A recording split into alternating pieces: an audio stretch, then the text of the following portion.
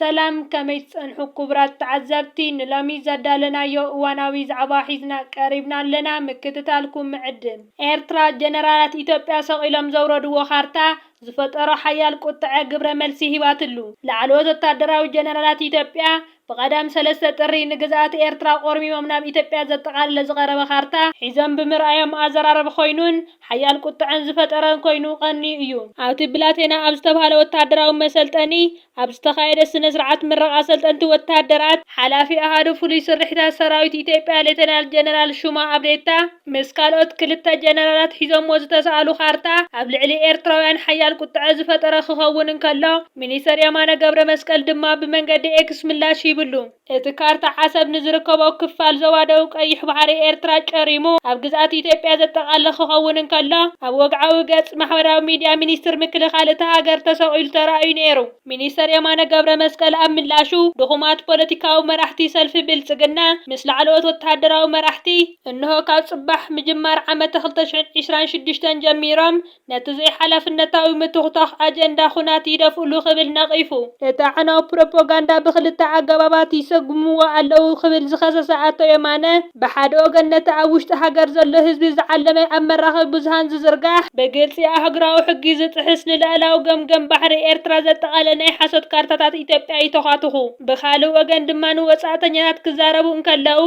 ንነብሶም ከም ግዳያት ኮይኖም ይቐርቡን ዘይሕጋዊ ጠለብ ተበጻሕነት ባሕሪ ከም ነብስኻ ምክልኻል ብምቁፃር ከመኽንይዎ ይፍትኑ ክብል ጽሒፉ ብተወሳኺ ተንተንቲ ፖለቲካ ከም ዝገልጽዎ ስርዓት ብልጽግና ነቲ ብግብሪ ኣብ ባይታ ንምትግባር ዓቕሚ ዘይብሉ ብካርታ ኣብ ሶሻል ሚድያ ከተግብሮ ከም ዝፈተነን እንተኾነ ግና ኣብ ናይ ሰዓታት ዘይሓልፍ ናይ ሚድያ ጫውጫውታ ካልእ ጣውቃ ከም ዘይፈጥረሉን ከም ዘየዋፅኦን ስለ ዝፈለጠ ድሮ ይቅርታ ክሓትትን ንሕና እውን ግዳያት ኢና ብምባል እቲ ኣብ ሚድያታት ዘርጊሕዎ ዝነበረ ካርታ ከጥፍእ ይፍትን ከም ዘሎ ይገልጹ ካልኣይ ዛዕባና ድማ ኣምባሳደር ፍስሓ ጽዮን ኣብ ወጻኢ ንዝነብሩ ኤርትራውያን ብውህደት ክሰርሑ ጸዊዑ ኣብ ወጻኢ ዝነብሩ ኤርትራውያን ኣብ 2026 ብፍልጠትን ሞያን ሃገራዊ ዕማማቶም ንምዕዋት ብዝለዓለ ውህደት ክሰርሑ ኣምባሳደር ኤርትራ ኣብ ኢጣልያን ሃገራት ስካንዲናቪያን ከምኡውን ኣብ ወሃዲ ኤምባሲታት ኤርትራ ኣብ ኢሮጳ ኣምባሳደር ፍስሓ ጽዮን ጴጥሮስ ጸዊዑ ኣብቲ ብንቃሓት ንኹሉ ድልዋት ብዝብል ቴማ ብምኽንያት ሓድሽ ዓመት ብ3 ጥሪ ኣብ ስዊዘርላንድ ከተማ ጀኔቫ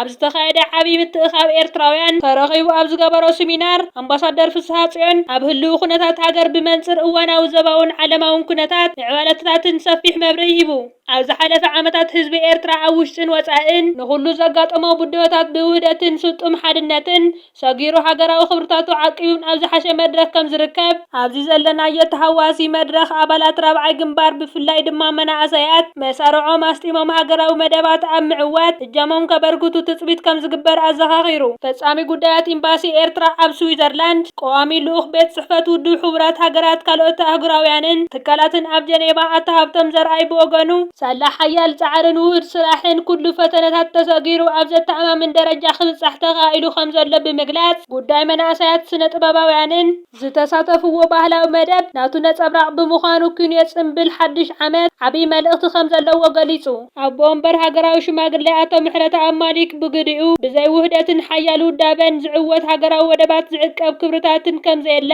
ከምዚኦም ዝኣምሰሉ ምትእኻብ ምክያድ ብዝለዓለ ክስራሓሉ ተላብዩ ኣብ ቦምበር መንእሰያት ትግደፍ ኣብ ስዊዘርላንድ መንእሰይ ኣጉስቲኖ ርእሶም ድማ